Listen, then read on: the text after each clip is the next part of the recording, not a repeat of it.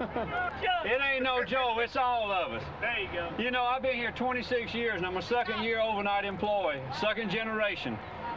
You know, we didn't start this fight with Overnite. We started this fight with Union Pacific. They bought our company that we built through generations. We got people in here that's crossing our line, going to work, because they was with us. They called us to their towns to help us organize them, but when they got scared, they bowed their heads and went in there. You know, it's time to quit bowing your head and stand together. You know, you can't win unless you got a group. Thank you for all your support. We need to continue the support. Thank you. Great job. Great job.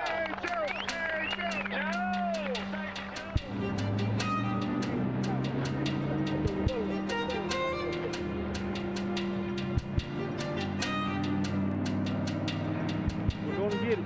Take a little time, but we're going to get it. Oh, yeah, you get it now. I understand they only had something like 15 dock workers. That's a far cry from 200. 200. Yeah. So, believe it or not, you get it there. The National Labor Relations Board here is not, as far as I'm concerned, it's been disastrous.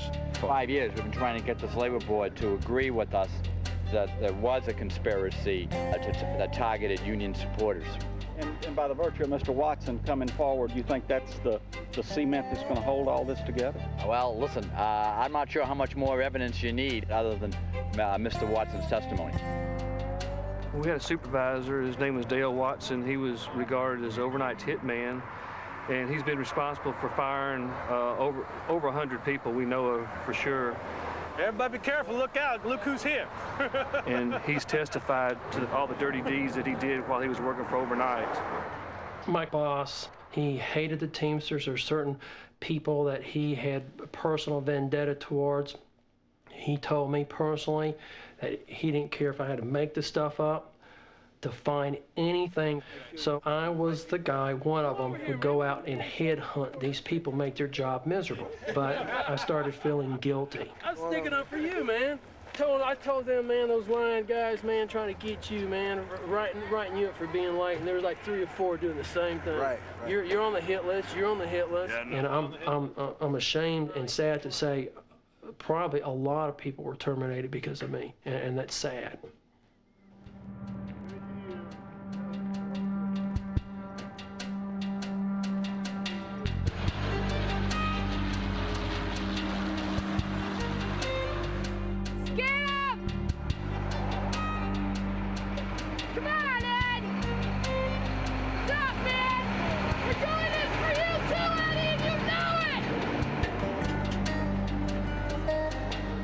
Yeah, why not? Hey, dude, you got my job! My kids are hungry, brother! You stole my job! What are you doing to us? Come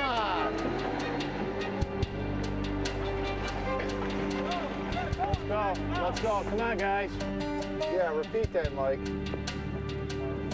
He's at Marlin Restaurant Supply. This is the guy with the freight. I was just a decoy. All right, we're right there. Let's both go do it. Come on. All right. Let's go. They can turn you. I don't know if there's up there you guys can go. Yeah, let's go right here. Come on, guys! I'll be honest with you. I don't believe in that union shit no more. We're fighting for you too by doing this. You know that. Yeah, so you take my job and give me the finger? You know what? They do the same thing for you. You know what? I had to feed a family, man. I got 4 kids I got 5 kids, brother, and I'm a single parent. You're out here taking my job, flipping me off. Shit, go get you another one. Shit, why don't you go get another one? Why don't you stay where your business belongs? Yeah. Next time that happens, just tell them you ain't good enough. No, nobody stands in my face and flips me off without me giving them a piece of my mind. Good or bad. You can't afford to lose that much. What are you doing? The Teamsters say they're hurting us.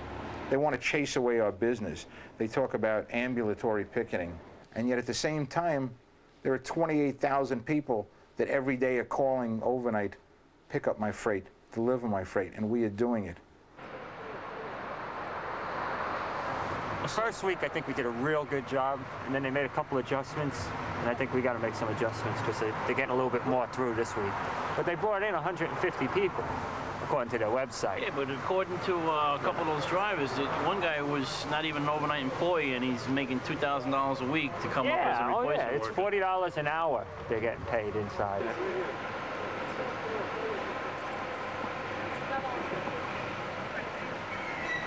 Mikey got arrested.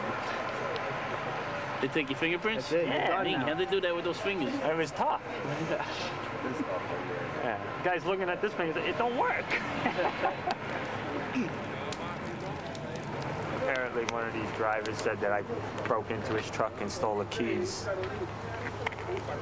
Didn't happen. Completely false. But, you know, in our society, if somebody says you've done something and is willing to lie and swear to it, you gotta go down and get fingerprinted. So that's where I just came from. Yeah. You know, these people, they come down here and they're interested in the dollar. That's it. They have no morals. They really don't. They gotta stay back in their home state and get their own jobs instead of coming here to scab us. You know, they think that we're out on this line because we want to be. I have a family to feed. And they don't care. That's what it is. They don't care about their family. They don't care what kind of life their children and their grandchildren have.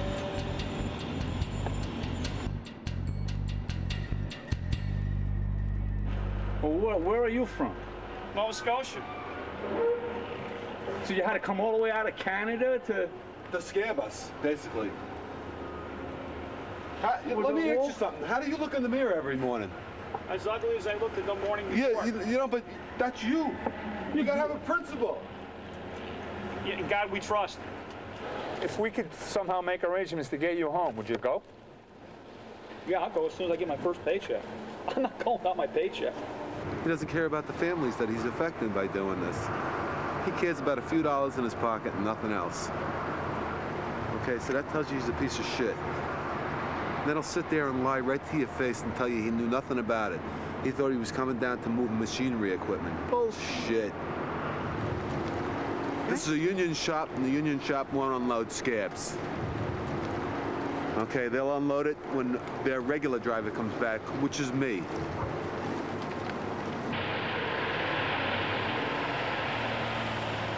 This is not a strike about paychecks.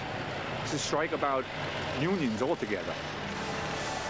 Hoffa must have grown up at a supper table where his father knew what he was talking about. And if he's this much of his father, then we'll be okay.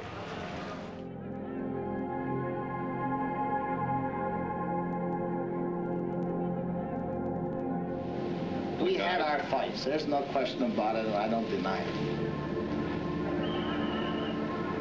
Were you one of the rare guys who fought back? Or did you fight back harder?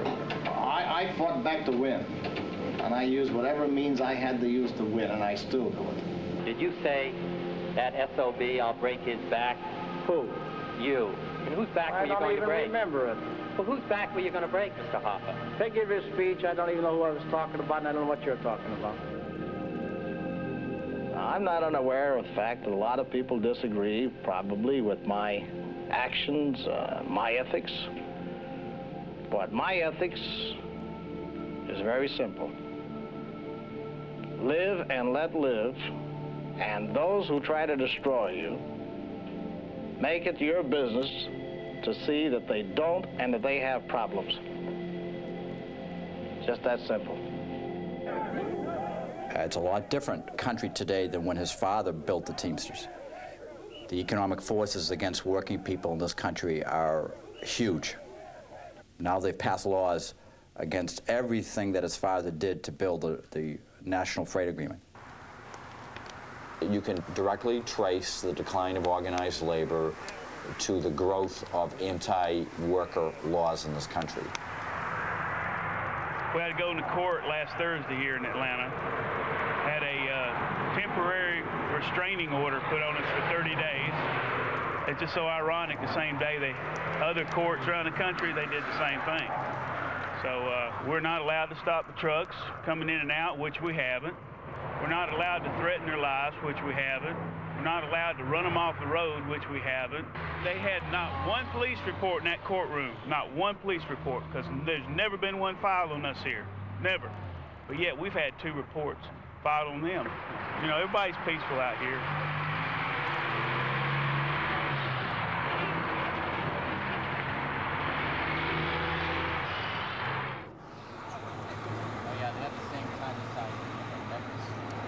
I was concerned about the startup here of the picket lines and the ambulatory picketing.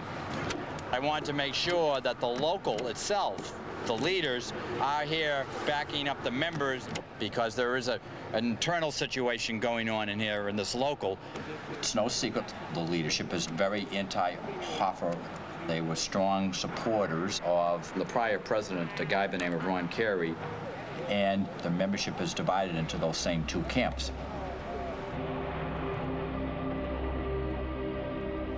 The Teamsters Union right now is in a quiet civil war. I mean, the control of the Teamsters is up for grabs.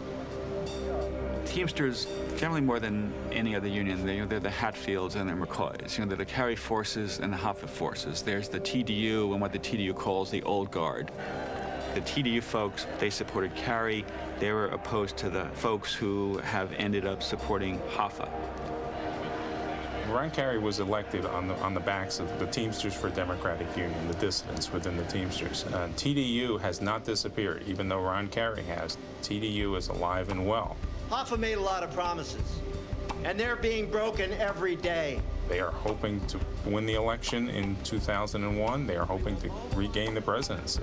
Who had a taste of what our union should be, and we will win next November.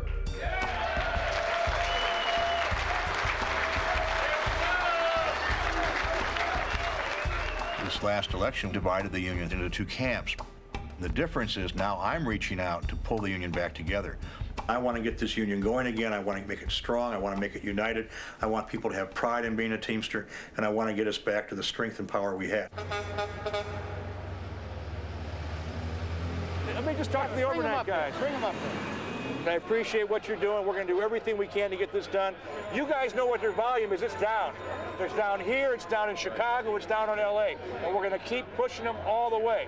But you got to stay strong, and I appreciate it. And we're here. We're just getting started, man. We're just getting started. All right, thanks, guys. I want you to know we're all staying strong. Okay. We're all staying strong. Keep it up, brother. Whatever it takes. Today, we are announcing a boycott against Bed Bath & Beyond. This is the largest customer of Overnite, and we have written letters to Bed Bath & Beyond. Stop doing business with Overnite until they come clean with the American worker. Are you on board? We are going to win. We are going to bring justice, and God bless it. We will beat Overnite. Thank you very much.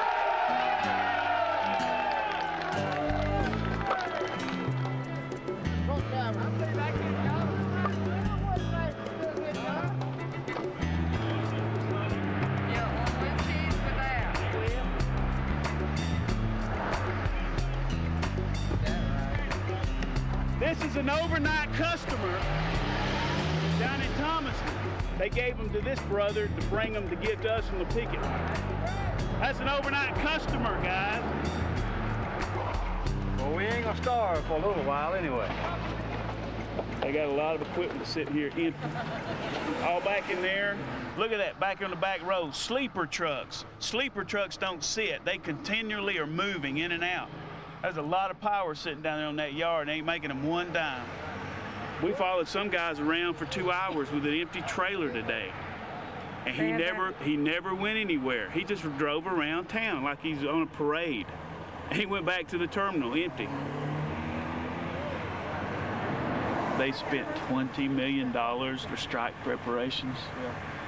The guys could have had 2 contracts and it wouldn't have cost that much. They're just trying to bust the union. Your brother's in there? They fired him. They fired your brother? Your brother's been here 27 years. The last strike we was on, somebody said they had a gun, no proof, no police write-up, and they went to court, and the court throwed it out, said there was no evidence, and the company still fired him. You know, and now it's tied up in the labor board, which when it's tied up in the labor board, it is a never-ending never-ending thing. It's a dog with no teeth. Can't take it no more. Been with Overnite 30 years.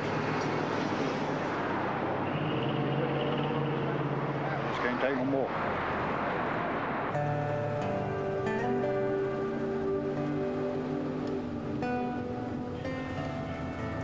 I was convinced as a kid, you go to work for a big company, and you work 30 years, you retire, you enjoy the grandkids. It's a myth. Our generation has lost that, you know, because of not being involved.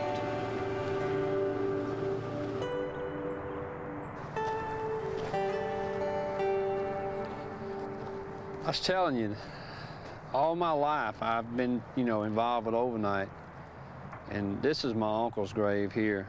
And, you know, like I say, he worked for him 30-something years, and he loved Overnite. My dad's buried over there, and he was the same way all the time we was growing up. My history is all here in this little town and at Overnite. You know, I was telling you about I lost my son. He's buried right over there, you know, and when I was in the hospital, we was worried about we wasn't gonna come home for Christmas. And then a day before Christmas, they come up and said, you are going home for Christmas. No Christmas gifts, no Christmas money. And the guys that worked that quick put up about $800. Some of them put 52 cents in there. Tells me that he wasn't that cheap. Tells me it was only 52 cents he had in his pocket, you know? So that's why I'm involved.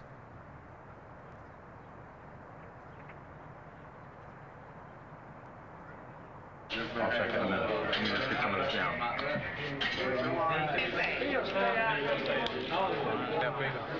Snap finger circle?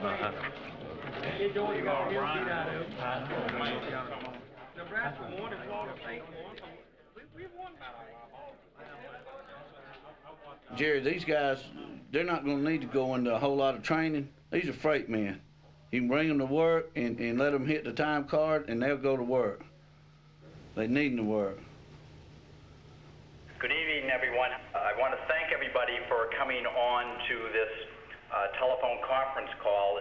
This is a very, very important call. I thought we would start it off by having Phil Young, our Director of Freight, give some opening remarks. Phil?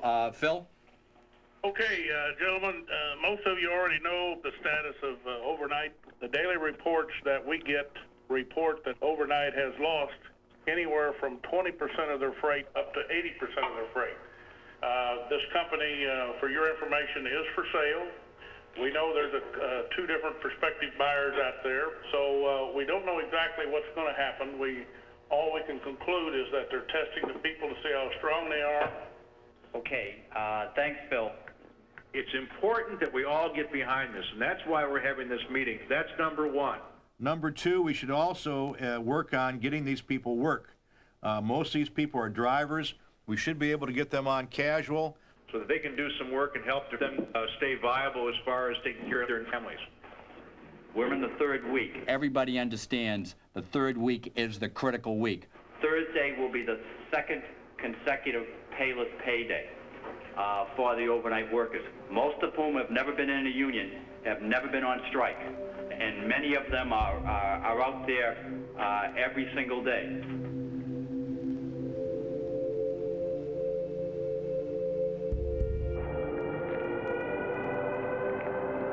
In any society, you need a group of people who are willing to self-sacrifice, who are willing to say, if there's a choice between my personal life and the life of the group is more important. And that makes a difference, and that's what keeps me going. You know, it's not one man versus the world, it's one man finding similar men or women who think the same way.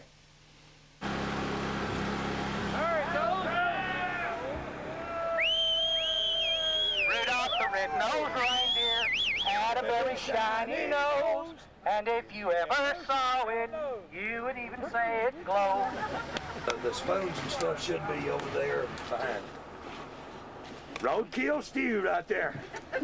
Yes, sir. Benny found it on road. His wife's missing 2 house cats. But... Nickel a bowl, nickel a bowl. The reality of life on the picket line is now hitting home to people because there's no money coming in. There's no medical insurance because the company canceled the medical insurance. So they're pretty much up against it. Corey, here's your hand. You know, we've got so many of them that have never taken anything free in their lives. They've always worked for it, always. And I talked to a couple of them today. You know, now come on, you know, go and pack up the food. You know, it's like, you know, they're looking around to see who's watching them. I said, there's plenty of stuff, just pack it up. You got so many, you know, I've got 4 kids, you got 3 kids, you know, take it home with you. But so many of them are so proud.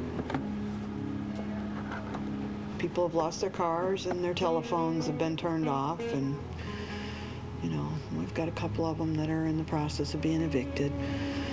I've got one of them right now being evicted with 5 kids. We're working on it. Through these fields of destruction. How are you? Have you been good? How are you? Baptisms of fire. Can I say hello to you? I've witnessed your suffering as the battle raged high. Yeah, hug Santa Claus, Mike. Hug Santa. There you go.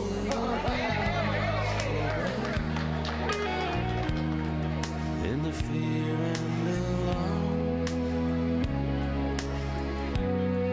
you did not desert me, my brothers in arms.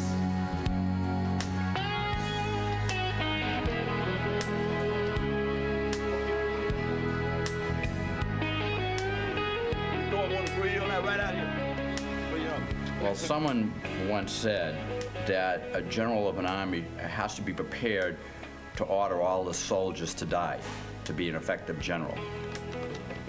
And I still believe that, in fact, we have to be prepared to take any consequence and any loss to prevail in the struggle. There's no price too high to pay.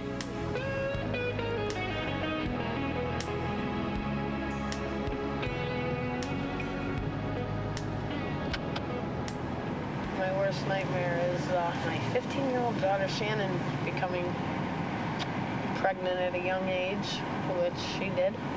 I had no clue, and then I found out. And when this happened, I was on the strike line. I was on the strike line and working the bar.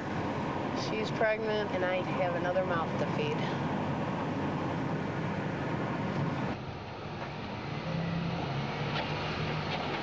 What was the monthly income? $3,000. When I found out that she was pregnant, I was just so upset. But now I just want her to know so bad that she can count on me. Because if she does not count on me, there is no one else she's going to be able to count on. What's your baby's heartbeat? I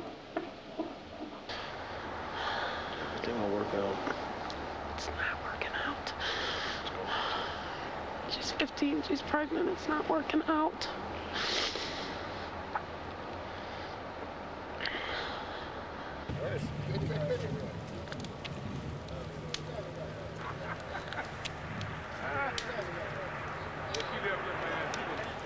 I reckon why I get so frustrated and get so upset is because a lot of our own members sit on their butts, don't get out here to the union meetings, don't get involved in these rallies, don't get out here and help on these picket lines, but they'll be the first ones to raise hell and bitch when their next contract, they don't get crap on it.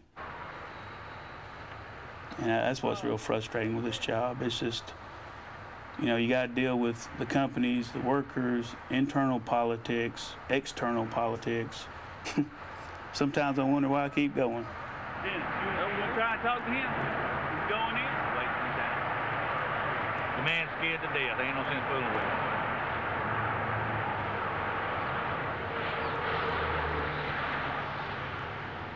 Hey, Buck, you didn't believe that bullshit they told you, did you? There's no freight in there, Buck. Oh, put your camera away. Ain't nobody talking to you. Buck! You're making a mistake, Buck. There ain't no freight in there. Buck crossed the picket line this morning. Yeah. Said he didn't have no choice. Shoot, he's got a choice. Everybody's got a choice. He's just looking for an excuse, that's all.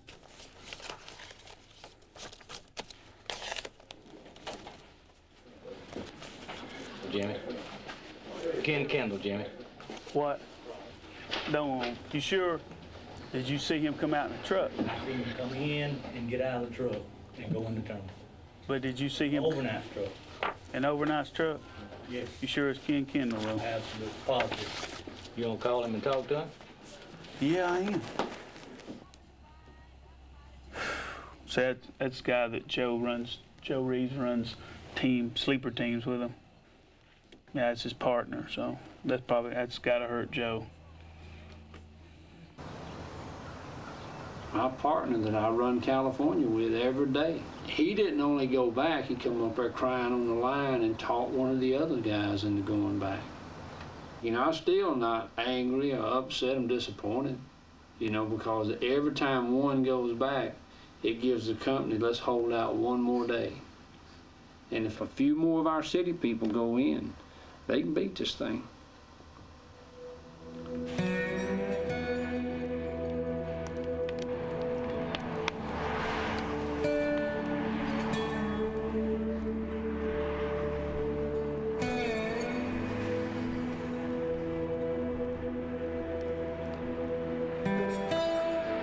I'm telling you, good news and bad news.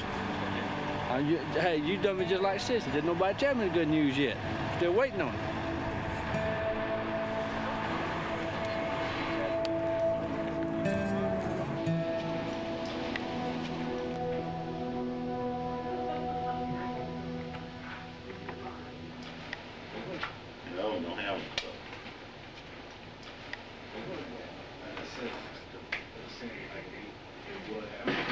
Hey, guess what? What?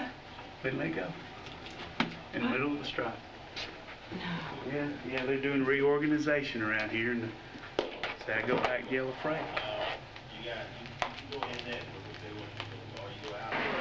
David, get the guys together over here.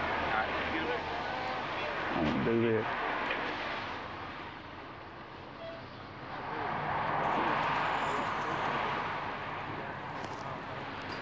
Y'all know about Doug? The guys, same thing with me. Today's my last day over at the local, working as organizer. Who's gonna be in your spot? You'll have to ask President Stroud about that, Kenny. Kind of a bad time to reorganize, ain't it? Well, we feel you. You know where I'm at. We feel you. All right, guys. All right, man. Got a good job. Hell, I'll be back out here. Just don't give it up. That's the main thing, okay? Come here, huh? My personal feeling is it was all political. Tell Joe for me, okay? I've always been a Kerry supporter. I just feel like, yeah, that probably put a little stigma about me or whatever, but just because I'm not down there in the office doesn't mean I don't have it here. I still have it here and always will. And we had better win it. A lot's resting on it. Overnight people today have said screw it.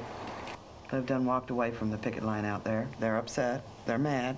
About anything in particular? Yeah. Jimmy. Okay. One of the problems here, every time they get a person, that person's wiped out. That's what they say. You got Melba, and she started this thing, and Doris, and they started this thing, and they were the ones we went to, and they were honest and open, and they were gone. And you had Wayne Vicks, and man, we were really believing in him, and he was gone. And now we got Jimmy Richards, and by God, we believe in him, and we're going for it. He was gone. So we ain't dealing with you people at the local anymore. We'll deal with our own, because we can at least know that we can get a hold of them, and they're going to stand with us. That's what they say. Okay. All right, good point.